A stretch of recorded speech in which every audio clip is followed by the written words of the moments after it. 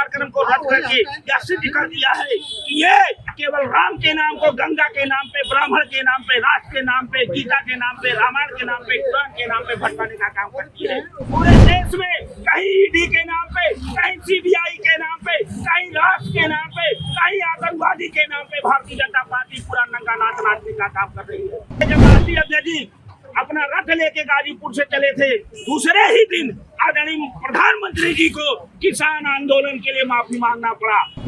अंतर्राष्ट्रीय केंद्र इसको बेचना चाहती है, कई बार अखबार में छपा है। हमारे राष्ट्रीय अध्यक्ष जी इसको नहीं बिकने देंगे, कभी नहीं बिकने देंगे इसको। लखनऊ की JPNIC बिल्डिंग पर आज समाजवादी पार्टी और कई कार्यकर्ता और समाजवादी पार्टी के राष्ट्रीय अध्यक्ष आज यहाँ पे लोक नारायण जयप्रकाश नारायण की जयंती पर माल्यार्पण करने के लिए आए हुए थे, लेकिन प्रशासन ने उनको यहाँ अंदर जाने से मना कर दिया। इसके बाद समाजवादी पार्टी कार्यकर्ता और पुलिस प्रशासन के बीच थोड़ी बहुत झड़प भी देखने को मिली। क्या वजह रही कि प्रशासन ने उनको मना किया और किस तरीके से यहाँ पे जो कुछ भी हुआ उसके पक्षदर्शी यहाँ पे मौजूद है, उनसे बातचीत करेंगे और जानने की कोशिश करेंगे क्या मामला था कि आज अपने शहरों को अंदर जाने का रोक किया गया, बैरिकेडिंग गेट पार करके दिखाना पड़ा।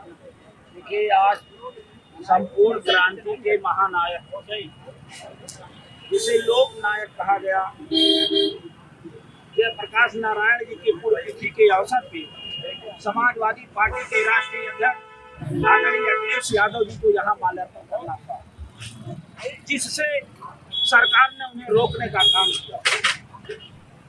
और उसके बाद राष्ट्रीय अध्यक्ष जी आए और गेट को भाग करके जा करके उन्होंने माल्यार्पण किया। अपने महापुरुष जिन्होंने संपूर्ण क्रांति को जन्म दिया, उसको माल्यार्पण करके वो दूसरे कार्यक्रम में गए। ये रोकने का कारण जो आपने कहा, भारतीय जनता पार्टी आदरणीय अखिलेश यादव जी के लोकप्रियता से ये इंडिया जो बना है और पीडीए जो आदरणीय अखिलेश यादव जी के साथ में लग गए हैं, इससे पूर्ण रूप से घबरा गई है। घबरा करके राष्ट्रीय अध्यक्ष जी के कदमों को रोकना चाह रही है, उनके कार्यक्रमों को रोकना चाह रही है। ये तानाशाह का रवैया उसने अपना लिया है। वो अहंकार के रूप में पूरी डूबी भाजपा सरकार, क्योंकि उनसे वो ध्यान भटकाने का काम करती है, कुछ लोगों को प्रसन्न करने का वो काम करती है। सरकार का तंत्र ये उत्तर प्रदेश नहीं, पूरे देश में कहीं ईडी के नाम पे, कहीं सीबीआई के नाम पे, कहीं राष्ट्र के नाम पे, कहीं आतंकवादी के नाम पे भारतीय जनता पार्टी पूरा नंगा नाच नाचने का काम कर रही है, संविधान और लोकतंत्र को कुचलने का काम कर रही है। आज ऐसे महापुरुष को एक माला पहनाने का, एक माल्यार्पण करने के कार्यक्रम को रद्द करके यह सिद्ध कर दिया है कि ये केवल राम के नाम को गंगा के नाम पे, ब्राह्मण के नाम पे, राष्ट्र के नाम पे, गीता के नाम पे, रामायण के नाम पे, कुरान के नाम पे भटकाने का काम करती है भारतीय जनता पार्टी। इसी तरह से जब राष्ट्रीय अध्यक्ष जी अपना रथ लेके गाजीपुर से चले थे, दूसरे ही दिन आदरणीय प्रधानमंत्री जी को किसान आंदोलन के लिए माफी मांगना पड़ा। आपके माध्यम से मैं ये बता देना चाहता हूँ, महंगाई से, बेरोजगारी से, लूट से, हत्या से, नरसंहार से, बलात्कार से ये प्रदेश पूरा जल रहा है, देश पूरा जल रहा है।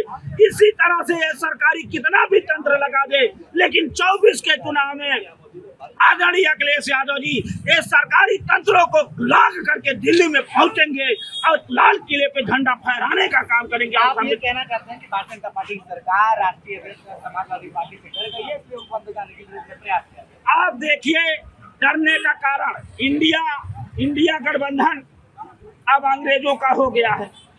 ये घबराहट नहीं तो है क्या है?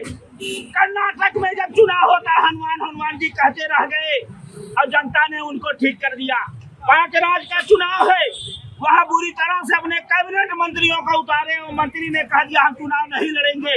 उत्तर प्रदेश में भोटी में चुनाव होता है, पूरा सरकारी तंत्र लगा देते हैं, लेकिन राष्ट्रीय अध्यक्ष जी के नाम पे वहाँ की जनता 50,000 से जीत करके भेज देती है। ये घबराहट है।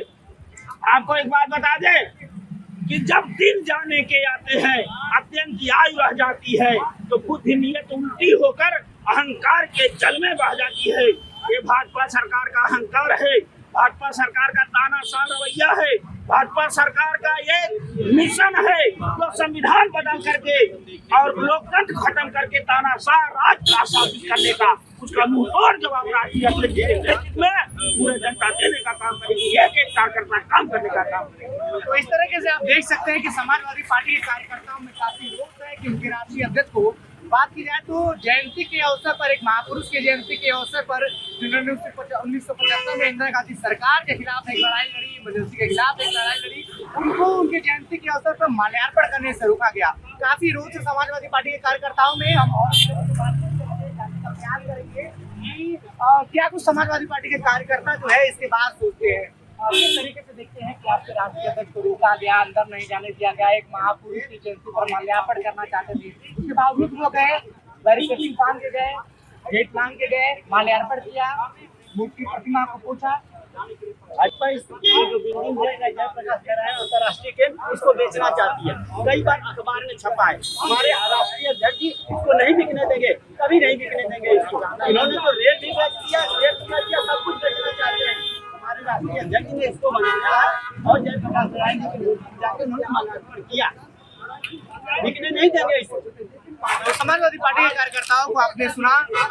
आप जिस तरीके से लगातार यहाँ पे देखी गई थी कि समाजवादी पार्टी कार्यकर्ता इकट्ठा हुए थे, अखिलेश यादव खुद जो है माल्यार्पण करने वाले थे, लेकिन प्रशासन ने उनको रोक दिया, एनडीए वीसी ने उनको रोक दिया, अंदर जाने से मना कर दिया। पुलिस प्रशासन यहाँ पे लगे, बैरिकेडिंग लगे, लेकिन इसके बावजूद बैरिकेडिंग और गेट को फांग कर समाजवादी पार्टी के राष्ट्रीय अखिलेश यादव अंदर गए, माल्यार्पण किया, उनको नमन किया, जयंती पर उनको नमन करके प्रणाम करके उनका आशीर्वाद लिया। उसके बाद दूसरे कार्यक्रम में अखिलेश यादव चले गए।